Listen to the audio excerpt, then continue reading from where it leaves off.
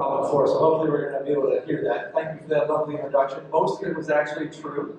I'm not the general manager anymore. I do have somebody that's replaced me in that position, and he's doing a good job. But how many of you guys are in business for yourselves? Okay, so many of you are used to having multiple hats you wear. You guys are used to, I don't know, being head cook, chief bottle washer, and all that. And now I'm going to give you another job, apparently. So I hope you're all ready. How many of you guys do municipal work already? Who's doing? All right, so we got a few of you. So I'm supposed to be talking about helping you become a more respected LTE or LTCO with a municipality. What the heck does that even mean? So I've been struggling with this because normally I do science and I do safety talks. We talk about chippers and chainsaws and how to keep yourself safe when you're climbing and aerial rescue and that sort of thing. I do hazard trees and we do pruning and cabling and bracing. So this was a little bit different. I've been struggling with it for a few months, and I got nothing. I got nothing. So you have to stare at me for the next 50-some odd minutes while I struggle.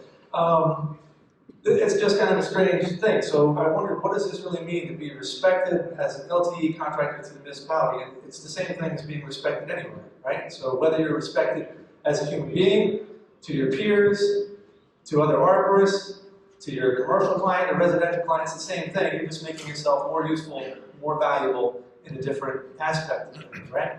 So that's kind of what we're going to talk about for a little bit. So like Jason said, I'm a third generation arborist. I've been doing this for a long time now, pretty much since birth, which is about 25 years. That's why you're an arborist, right? You're not really good at math. I got you. Okay, so that's cool. We can do this. So some of you guys had our algebra class, right? You all had this. You recognize this? Where's Kevin? Kevin? Let's see. Where's Kevin? So Kevin was like, all right, when am I ever going to use math anymore? When am I going to use algebra? And for the most part, you all swore as arborists, you're never going to use algebra. There it is. I see. That was the worst 5 years of your high school career, wasn't it? Algebra. So we have this find x. Why do I need to find x? It's right here. Everybody knows where it is. I don't need to find this. Right? So we're wondering, why am I going to use math? I'm never going to use math again. So you have to ask yourself, well, why am I even here? Why am I in the room? So why am I here? This is not a philosophical question. This is not like, hey, what is the meaning of life? Why are you here? Because that's easy. I can answer that one right now. We can solve all your problems. It's to bring glory to your Creator. Boom, mic drop, meet me at the bar. We're done. See, all this valuable information you didn't even know was coming. Why are you here? Where's Jimmy Orr? Where's Jimmy? He told me he was going to be here. He's here. See, why are you here, Jimmy? Jimmy knows. Because I made a wrong turn at the bar. I thought this was the other room. This is not supposed to be. I wasn't supposed to be here. Why else are you here? I get this one all the time. We teach classes at Rutgers, Cornell, and you get these evaluations at the end of the day, and you fill them out, and they say, because my boss said me. True. But is that the only reason you're here? Because my boss sent me? I hope that's not why you're in the room today. We have to be here. We have to be here. And you know what? Thank God. Thank God you have to be here, because this is a new one. And I've been hearing this one for years, a few of them, because I need the credits. I need the credits. Like I'm the credit sheriff. People call me up and they text me and say, Steve, where can I get credits? It's online. Why are you calling me? Okay, I know the answer, but look it up. Yeah, you need credits. I'm glad you need the credits, because some of you guys haven't been in the classroom since the 1980s, or the 70s, maybe the 60s. Maybe the last time you were in algebra class, finding x. That was the last time you were in a classroom. So I'm glad that you're here, because maybe you're going to get something you can use, right? Because I want to change your mindset. If you're here for those reasons, I would contend you're a prisoner. You're a prisoner. You're a POW, and you are forced to be here. I don't want you to be forced to be here. There is a reason that you're here. You should want to be here. You're with your peers. You are learning about trees. You're learning about your profession, making yourself better. Why would you not want to be here? I don't know. Well, I want to set you free. That's it. I want you to think about what you do and why you're here in a different light, in a different manner. It's not just about getting the credits. It's not just about that. Okay? You're here for your peers, and I've got a lot of friendships out here in this room, and that's great. I love to see everybody. It's good. But I'm also learning something. If you can take away one thing from this class, or any of the classes that you're here, we had some great speakers today. I got to say, John Paul was my warm-up act. That's cool. John Paul was my warm-up act. I can't say that yet. Is John here? but he's outside. He's tired. Anyway, bottom line is you guys should be here for a reason. You're going to learn something. You're going to take something back to your business, whether it's going to be for your employees, for your safety. You're going to be able to talk to your customers in a better manner. It's going to improve what you're doing. And I can tell you, if you look at it that way, and you're in this for a good reason, then here, right here, Samuel Langhorne Clemens. Does that make sense? Does this resonate with anybody? If you can't read it, I'm almost blind. I can't read it anymore. 2 most important days of your life are the day you were born and the day you find out why. So how many of you guys woke up one day and said, I was made for trees? Anybody? Really? Thanks, Rich. Rich is going to be speaking next, and you all better stick around because he's awesome. And if you don't, I'm going to show you a Jersey love and I'm going to break something. That's it. So stick around and watch Rich. The day you were born and the day you find out why. So why did I get into trees? Well, why did you get into trees? I had a couple of reasons, I guess. I could have went a couple different directions. Some of you guys probably had some other thoughts. When you're in high school, what do you think about? What do I want to do? What am I going to do with my life? Do you get that same glazed over look I'm seeing in the audience right now? Don't ask me. Right? High school kid, what the hell does he know? I don't know what he's going to do. Then they go to college. Hopefully they have an idea at that point. What do I want to do with my life? And then they change their major 6 times. They still don't know, right? Still don't know. Some of you still starting to figure it out. Well, I can tell you, some of you said, you know what, I just want to work outside. And that's cool. That's good. I want to work with my hands. Awesome. Good choice. Some of you said this. Boom. I thought it was so I wouldn't have to deal with people. That's a good reason, right? I can tell you that the trees are the easiest part of my job. Every day, you know, you go out there, you see the customer says, hey, Steve, do you know what this is? Yes, I do. Can you help me with it? Yes, I can.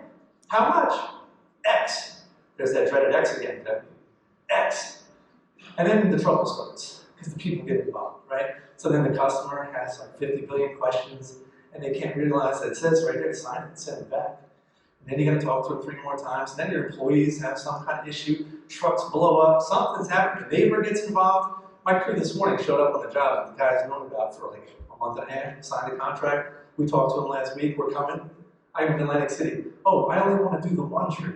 So now you got 5 guys standing on the job. It's like now you got to scramble. People are the problem, it's not the trees. The trees are the easiest part. So if you thought you got into it because you like trees, that's great. I could have done a couple different ways. I like history, and I thought about being a history teacher or something like that. Wasn't sure I wanted to be stuck inside all the time. If I had known that I could make 6 figures and retired by now, I might have reconsidered. But you know, when you're in high school, you don't know those things.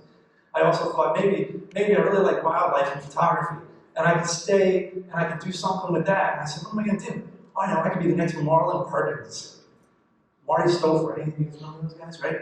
But you know, then I started thinking about it. In reality, it's like, who the heck's going to marry somebody living in the dirt floor and raise a family? Like, that's not really a good option, right? So I started looking at this tree stuff again. I said, all right, well, you know what? Let's go back to the trees. I like trees, and this is me. I'm a dendrophile, I admit it. I'm Steve, and I'm an addict. I like trees. I look at trees all the time. I look at them in the car. I look at them when I'm driving down here. I go to people's houses for dinner. I'm in their backyard checking out the problems, let them know what they have wrong with them. You know what this is? Yeah. Can you help me? Yeah, no problem. Give me another beer. So then we go back and forth and we talk about it. But I mean, I'm looking at trees all the time. So if you're not doing something you love, then why are you doing it? There are easier ways to make a living, right? Anybody's ever done tree work for more than a week, you know this is true, right? There are easier ways to make a living. If you don't love what you do, then why are you doing it? Nobody's going to respect that. I'm just here punching the clock. I go and I look at trees all the time, day in, day out. I just took a vacation in New Hampshire, right? I'm looking at trees. I'm a leaf peeper. For goodness sakes, look at these beautiful trees. I'm pulling over the car, looking at all the stuff, stopping everywhere, looking at the mountains, even looking at the trees, take pictures, stomping through the woods. It's great, right? I'm up in New Hampshire. I stop and I spend a day with a bunch of other tree geeks. I spend a time in somebody else's business in New Hampshire. And I visited with 7 other tree guys on my vacation. Another guy from New Zealand, a friend of mine, David James, him and his wife come up from New Zealand. They want to leaf peep too. So we're driving around in the car. I'm hanging out with tree people on my vacation.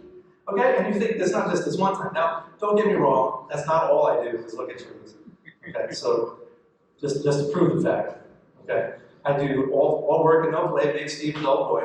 You know, hanging out, so I'm having my Oktoberfest sale in the middle of the river. It's cool. But I'm still looking at trees while I'm drinking my beer. It's good. This is vacation. But I go on vacations anywhere I go. Drag the family along. We have to look at trees. You think it's torture or something, right? So it doesn't matter. We're looking at the Monterey cypress.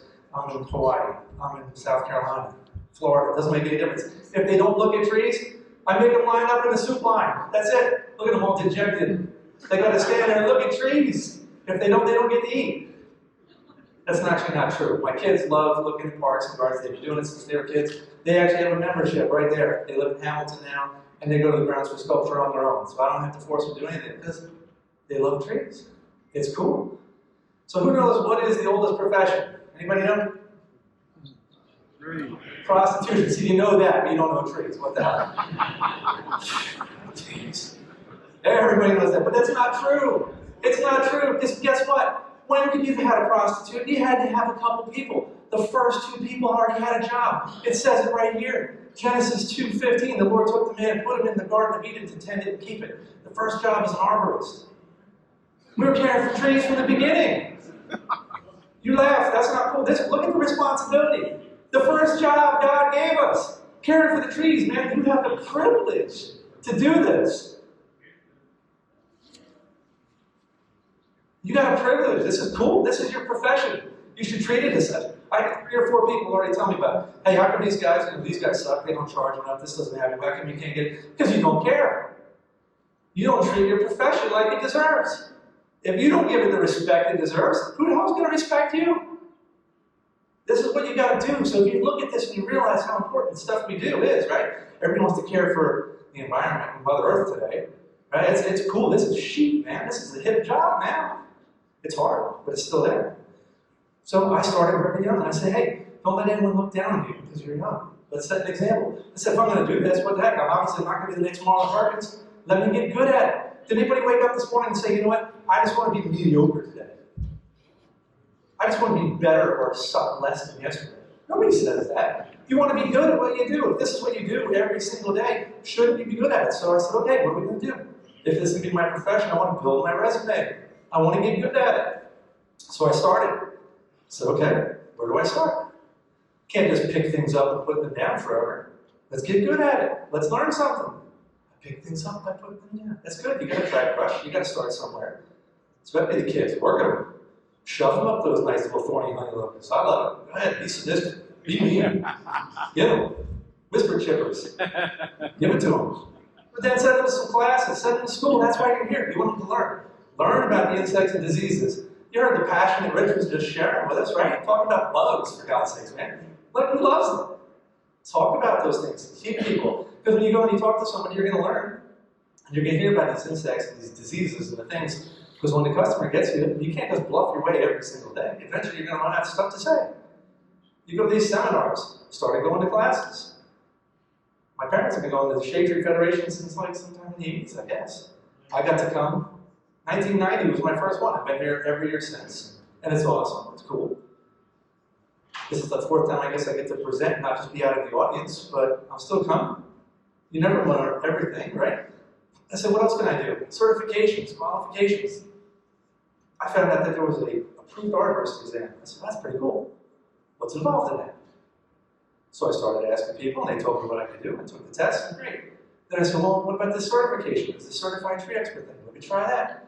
Do I have enough experience? Am I good? What do I need to do? As soon as I was able, signed up, so let's take that. I started joining things, different memberships. There's the Shade Tree Federation. New Jersey's got a lot of organizations. You can join the Arborist, the ISA, the Shade Tree, right? There's the International Society of Arboriculture. There's all these other ones, TCIA. They're great. You can join Aspen. We send all these acronyms out here, all these letters. It's like alphabet soup. Training. Because there's practical stuff you need to do, the hands-on. If you're going to work in the field, you need to know how to do it. You need to know how to do it safely, right? You want to make sure everybody goes home safe at the end of the day. It's very important. So many people overlook it. I've had a couple of conversations with you here, and you're like, yeah, the guy up the street, yeah, he's not doing stuff so great. Every time I drive by, he's still not wearing his PPE. Somebody was here saying, hey, you know what? I got people in my own company. As soon as I leave the job, they're not wearing their PPE. Okay, you know, it's for their own benefit. You need to let them know. Not only is it a law, not only is it a rule, but it's for their own benefit. Who wants to get hurt and go to a hospital? That's my least favorite place on the planet. I don't want to go there. I want to send somebody else there. So you want to make sure everybody's getting the training they need, right? So what do? We learn the rules, we get the ANSI standards out. We say, okay, yeah, it's boring reading, but this is how we do our stuff. This is our whole industry is monitored through these ANSI standards. There's pruning, there's cabling, there's bracing, lightning protection, planting, hazard tree identification. All of these things come through, and there's a standard for it. You should know what the standards are. Are you following them? Right? Our state, here's these other funny things, like, again, those who have been to school in a long time, books. Try them. There's a lot of really great stuff inside. There's if you open. I know a lot of you guys don't like to do that now, you just open your phones, and that's cool.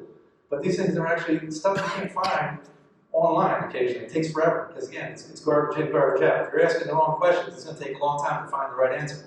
Start looking at some of these resources, and you find exactly what you're looking for. But again, I can see, I still use Google. I'll check it out. I'll use Wikipedia, try to find some stuff. Again, if you're asking the right questions, you can get it there. Some people, however, think that's not fast enough, so they call me. I don't know why. I get a text, I get a phone call, so I'm faster than Google and Wikipedia. Apparently, I'm going to call myself Stevepedia. I'm just trying to find out how I can leverage that for pay, because this Google free service stuff ain't working for me. I don't know. So, got that. But there's other ways. You know, you go out there, once you get the book smarts and you're doing these other things, you got to be hands-on. Got to get the training. So, you know, the CA does a lot of stuff. We do some training. This is me and Gary DeBallo. We do some training up at Rutgers. I do stuff at Cornell. Other things, again, that hands-on stuff. The guys in the field. This is why the boss sent you, right? My boss sent you because they thought I was worth the investment. I'm here for my own good. I'm here because I want to keep you safe. I want you to go home because there's things more important than the trees. It's your family, right? So at the end of the day, this is what's going to make you a better arborist. And you got to train your guys. I don't care if you're in a municipality or you're in a commercial setting. You still have that responsibility, and it's the law. So I'm glad. And the law, of course, is this one. That's why everybody's here now, right? Because I needed the credits. LTE versus LTCO. So now we have this new rule. This law has been in effect since 1940. It's going to be 80 years next year. It is the oldest and toughest exam in the nation. And when you pass the LTE, you have every right to be proud because you know something. This is awesome. We want to raise the bar. We want you to be LTEs. So if you're an LTCO, that's great. Kudos. Welcome aboard. But there's another level. I want to see all of you by this time next year, the year after, filling in those seats and all be LTEs.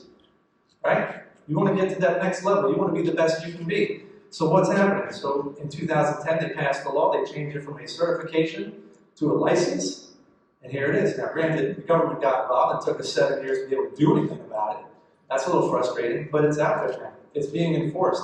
People are coming. You're getting visits. We want to make sure people are learning, that you're keeping your guys safe, that we're improving. Right? But now that there's this challenge, because everybody has to be licensed, how do I differentiate myself from everybody else? Because, you know, from 1940 until about 2010, if you're a CTE, I could differentiate myself. But, you know, does the general consumer know what's an LTE versus an LTCO? It's just a bunch of letters to them. They don't know the difference between the exams or your qualifications. So maybe you now need to go backwards a little bit. So we become ISA certified. Maybe we get a safety certification through TCIA. We do the CTSP program. Maybe we go through some of the other accreditations for your business, make your business more knowledgeable. And those are all good, viable things to do. Why not? Improve. But if I'm going to go out and do anything further, how do you just make relationships? How do you go to a municipality and say, hey, you should hire me versus somebody else? Yeah, we can do it the old-fashioned way, which we'll get to in a second. But the best way is to build relationships. If you get to know your local DPW guy, you get to know your local tree commissioners, and you start building those inroads, making relationships, because I can tell you, sometimes it's not about the low bid, even on your commercial and residential jobs, right? I'd rather be the middle price. I don't want to be the high guy, I don't want to be the low guy. But if you have a relationship and a rapport with somebody, they're more likely to hire you. It's the same thing, it's just people skills. And of course, we want to just diversify your business. Right? You don't want to be doing just the same thing all the time, because then what happens when that crop dries up? The economies go up, they go down, stuff happens.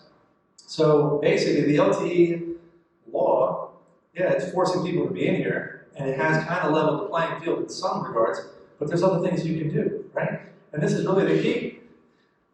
I told you I'm a historian. He's not really my favorite president. That is a pretty cool shot. I like the flag in the back. It's really great, right? But a rising tide floats all boats. Right? If the whole industry is rising, we're all getting better. If you get better, and you get better, and you get better, and you get better, guess what? We're all raising our prices. I'm not going to hear this, hey man, this guy sucks. And he's like, I can't get 25 bucks for a tree, or I can't get 50 bucks for a tree, or I can't do whatever. Whatever the number is. You know, your value is your value. If you think you're not worth it, nobody else is going to think it either. That's just it. Right? We get the dreaded low bid here in municipalities. Okay? Well, they do have this process, but that's not always the case. And what is the low bid? Do they have to take the low bid? Yeah, if they go that route. But depending on the municipality, you might have $17,500 before they have to go shopping around. So he wouldn't have to call anybody if the job isn't that huge. He could just call you. Why? Because you built a relationship. Because they respect you and they're calling you. So there you go. Go in there. Type of that no bid stuff. That's the way to go. If I have to do 3 bids, that's great. You may win some, you may lose some. Don't take it personal. That's just the way it is, right? But we also have these other big seal packages and other things. But you know, you need to know your town. Is it going to have a big enough budget? I just went and looked at something for a town, and their budget's $6,000. I said, leave it at $6,000.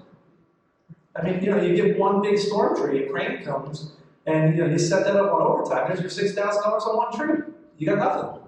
They need to have that. So again, talking with these municipalities, letting them know what is practical, making these relationships and having a conversation before they set their budget, right?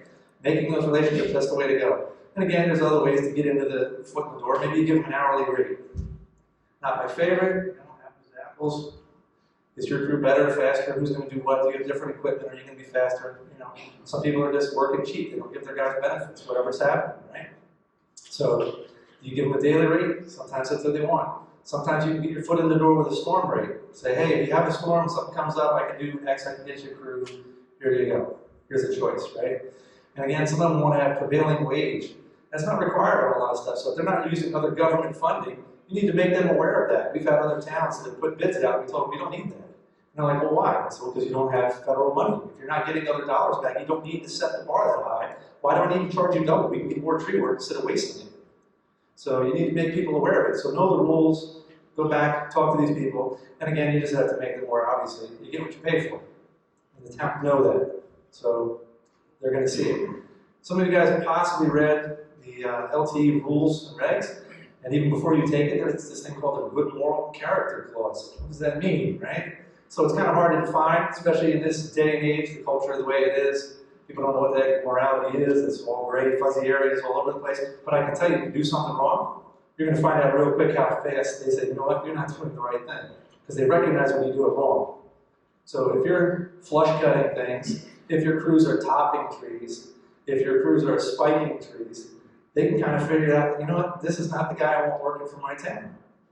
That tree there on the right, that maple, that's a curb tree. It's a silver maple, it doesn't belong there anyway, but there it is, curb and sidewalk.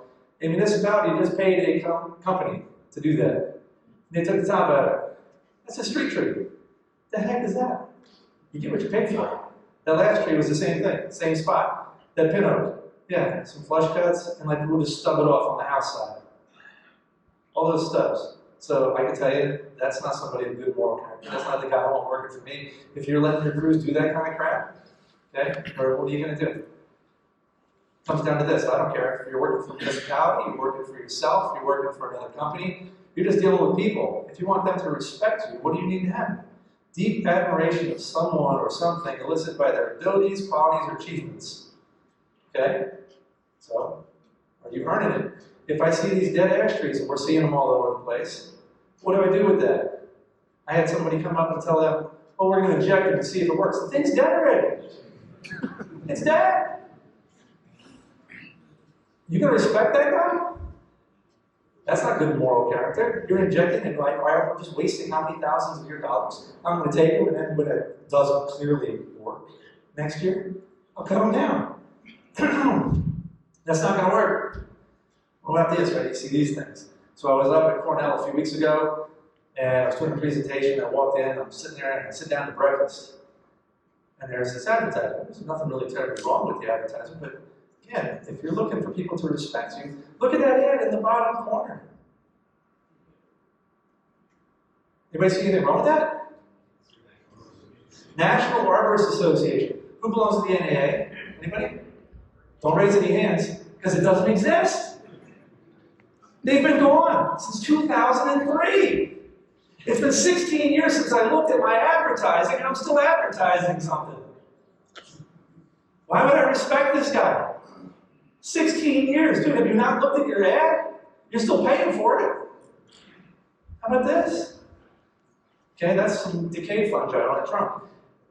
If I'm doing report writing and I'm doing things, I was out with another LTE recently and we were looking at trees for municipality. We're looking at a bid, and we came across some trees that need to be pruned. I'm like, well, why are we going to prune that tree? It's really kind of in decline. There's a lot of dieback. You sure you want to prune that? Let's get out and look. And sure enough, there's decay fungi, saprophytic fungi coming out of the bark, and it's sunken canker. So this tree should be removed. And we both agreed it's going to come down. That's great, but why, again, am I writing a report and saying, hey, this is okay? If you're going to put your name on it, man, get out of the truck. Get out of the truck. Don't just look at it from the windshield. You got to put your name on it. You got to do a 360. You got to walk around. That's why you're out there. You're getting paid to be doing reports on hazard trees and that sort of thing. And leave this stupid thing in the truck.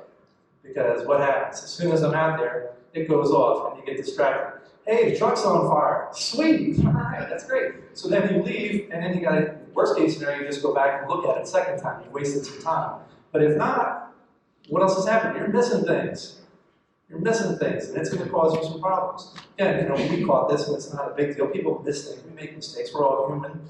But at the same time, if you're putting your name on it, if you want to be respected, make sure you're doing the right thing. Okay? And don't think just because you work for a municipality or that you're dealing with a municipality, they don't have people that know what they're doing too. We have some pretty cool and respected guys here in the state that work for municipalities. There's other LTEs working in our jobs, in our positions, in municipalities. So hopefully you have somebody good you can deal with. Now again, everybody's not trained, they're not all experts, but we have some very qualified people. New Jersey is well respected throughout the country. We've been a leader throughout, whether it was our license plate program or our community forestry program or our certifications. New Jersey's been on the forefront for a long time. Why work for a municipality at all? What's the difference? Is it any different at all working for a municipality than for a commercial? Residential, utility, it is. But what's different about it? How's it good? Why do I want to do that? How about diversifying your business a little bit? Again, if you end up with a recession, municipalities don't feel it quite as fast as most of your homeowners, right? So maybe their budgets tighten up, and one of the first things that gets cut without a doubt in any municipality is trees. They'll be the first ones to get cut. Everybody loves trees. We'll plant trees, but we're not going to prune them. We're not going to remove them. We're not going to do anything that actually costs money. We'll plant little trees because they're fuzzy. Everybody loves fuzzy, right? But you can diversify your business in times of hardship. What else is good about it? Winter work, again, you can put that stuff off. If you build those relationships, that's a good time. You're already slowing down other things. I can do all that stuff in the winter. There's some other good things about it. Why else might I want to do it? Well, you're guaranteed to get paid. Might take a while, but you're going to get paid, right? It's not like working for a lawyer. That's the second time we bashed a lawyer today. Sorry, John. But yeah, those are the only people that ever really beat us.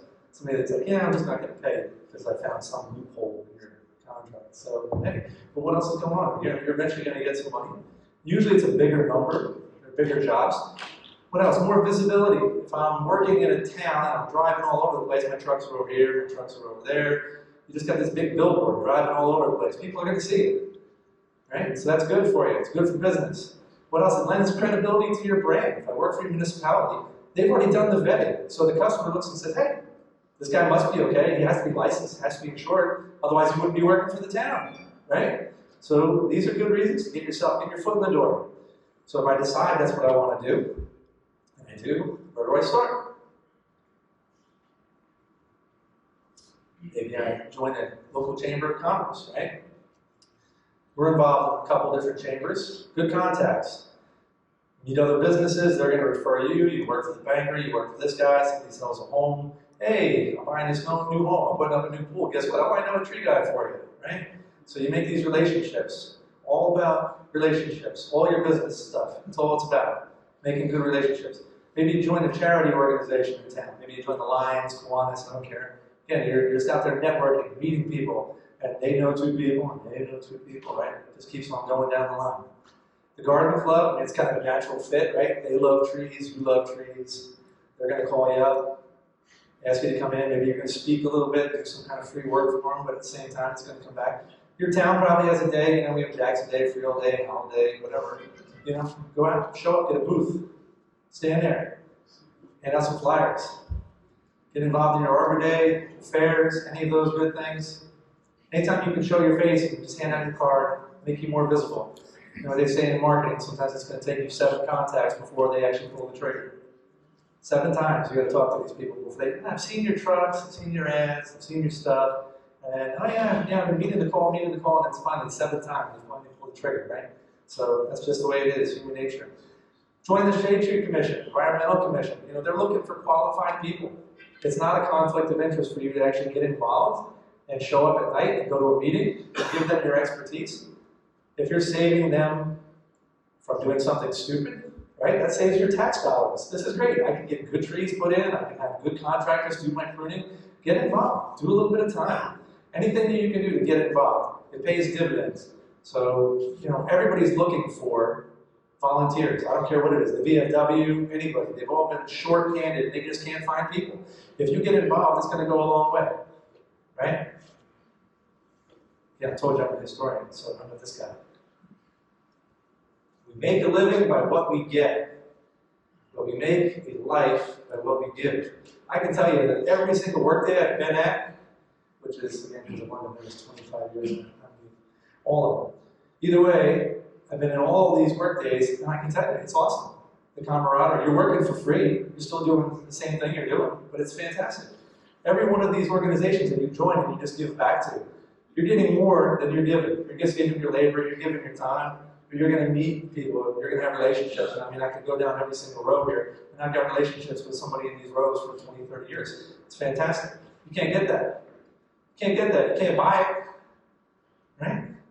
Why hire a contractor at all? So if I'm a municipality, why do I want to hire you? There's pros, there's cons to each thing, right? Well, I can go in-house, I can go out-of-house. So what's the benefit for the town to hire you? Oop, backwards. Well, you're accountable. You do something wrong, I can fire you. I don't even have to finish the contract. There's a clause in there, a loophole. Sorry, you guys screwed something up, you're out, you're done. So you're accountable. Generally, we have specialized equipment. A lot of municipalities don't have bucket trucks, cranes, stump grinders, minis. They don't even have climbers in a lot of cases, right? So what are you going to do? So we've got a good shot there. Our skill set. We can do things that most municipal guys that just work in, let's say, DPWs that do other things. They're kind of a jack of all trades. They don't have to specialize. We're specialty. We have a skill set. Climbers are kind of a unique breed, without a doubt. And this is not always the case, but productivity is usually higher. Why? Because you're bidding it for X dollars, and you got to get it done in a certain amount of time if you're going to make money, right? Time is money. So it's not like I have all day. I have to keep coming back. Every time you have to go back, it costs you something. So the town wants that. Of course, the cons, well, I'm not always available. We're busy. I got a 9-week wait right now. It's what it is. Nobody wants to hear that in this day and age, right? When we have like instant gratification, I want you like now. Well, I can't be there like now. It's a storm, that's one thing, but if not, again, you might have a higher priority with some of these towns. If you have that relationship, if there's a storm, I promise I'll give you a crew. They're on call. That's great. But you're not always available.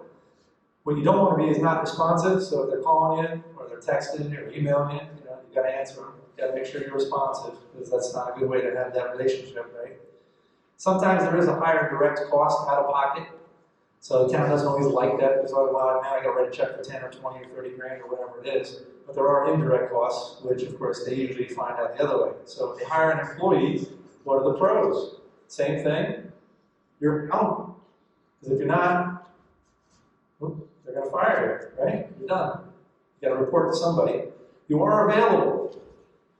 Something comes down in the middle of the night, they call you up and you're there. You have no choice. Or, hey, I need a tree over on Main Street to take care of. Drop what you're doing in the park. You're available. We're going to send you, right? It's cost effective for the most part. They send you over immediately because they're already paying your salary. They're already paying your time. It takes longer. It doesn't really matter. But of course, there are those overhead things that go into it, such as retirements and benefits and that sort of thing. Of course, if the cons are, you might not be a specialist. Guys that unfortunately, they're out snow plowing one day, paving roads, cleaning up garbage, working in the parks, mowing the lawn. So they're not always specialized, and they don't have those skill sets that we have. Other ones, again, they don't always have a dedicated team. You might have one guy on the team that's actually an arborist or actually has some of the training. And then they get the new guy, hey, I need 3 guys in the park today. Okay, well, Jimmy called out, so then they send you 3 kids, right? And okay, well, what'd you do yesterday? Well, we were cleaning up garbage. Now they're out there trying to do trees. It's not the same thing, so that could be a problem for them, right? No specialized equipment. Yeah, they've got big equipment. They've got dump trucks and backhoes and other cool things and whatever. But again, it's not a spider lift. It's not a crane. It's not the things that we use on a day-to-day basis. They have other responsibilities. Again, there may be trees is not their main focus. They have other things they can get done. And then are the underlying costs. That, again, overhead. What's the overhead? I got retirement packages, all these things that you have to deal with, union dues, whatever. And some towns are very fortunate. You might get this. Anybody know this guy? Brick. You say Brick. Man, if you're a town, you're fortunate enough to have somebody like Brick working for you. I mean, you can't get any better. I mean, there's plenty of us guys in the commercial residential trade that don't have climbers that can do what Brick can do. Right? He's an animal, and he's a good inspiration for everybody too. So, that's a benefit. You got something like that, and that's a resource. Use it. Now, it's not every municipality. That's like every municipality's dream. If you get somebody like Brick working for you, right? Again, there's other choices, things we can do. We can be a consultant, or we can do the actual general tree care. As an LTE, I have things I can do for the town, even if I don't want to bid on the tree work. What can I do? I can write their community forestry management plans. That's a good resource for you. You can generate some income that way. And again, you're just advising the town, giving them your expertise. You can write specifications. Hey, you're going to go to bid. You don't really want these guys doing your pruning this way, because I've seen the local guys, and you don't want them doing that. You want to make sure they're following the ANSI standards. You want to see what's happening. You can go in and do training. I've done some training for other municipalities. Go in there and give their guys some pruning training. John Ball was talking about the volunteers, right? So we don't want the volunteers just running around snipping and hacking and cutting on trees. But if you have paid employees, why not train them? That's what they're going to be doing all the time. It's their trees. Let them go. Let them get out there in the park. But don't just set them out there with cutters. Let them know what they're doing. You might oversee some contractors. That does occasionally happen. We'll get a call. Can you show up and watch these guys? I'm not really sure what they're doing out there. Just need you to do an inspection, make sure that it's good quality control. I get probably a couple times a year. I want you to be the mediator with the landscape company.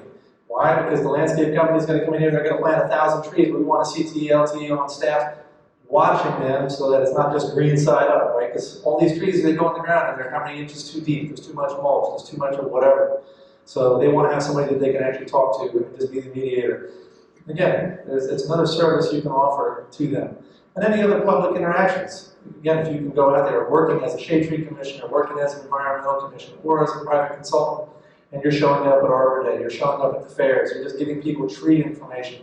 That's a valuable service. And again, if they see your name 7 times, eventually maybe they comes back to you, right? Pruning, again, we can all do this. Now, LTEs, LTCO, we can do some pruning, we can do some removal. And maybe the cabling, bracing, some other services that a lot of towns don't use. Stump grinding, of course, all the time. Planting, a lot of us don't do a lot of planting anymore. That goes to a lot of landscape companies. But, there's certainly a window out there, and I know a lot of towns are seeking companies that are willing to do planting of trees because they don't want to deal with the landscape companies. So if you're an LTE, it could be an opportunity for you. It could be a little niche. And even spraying. So, now we're dealing with all these things. We just talked about the spotted nitrifly. Towns are going to be wanting to spray some of their trees. Good opportunity for you. Get out there, let them know that, hey, this is coming. It's in our neighborhood. We've already had the emerald ash borer and other things that have come through.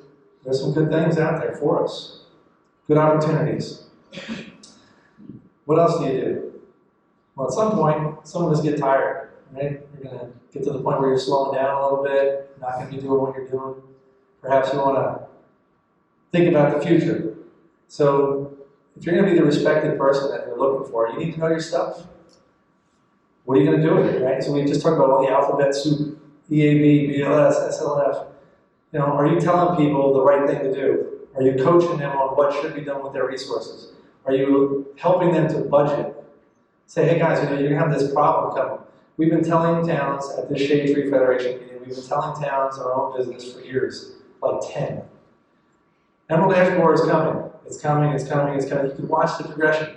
You need to be proactive. And everybody's like, yeah.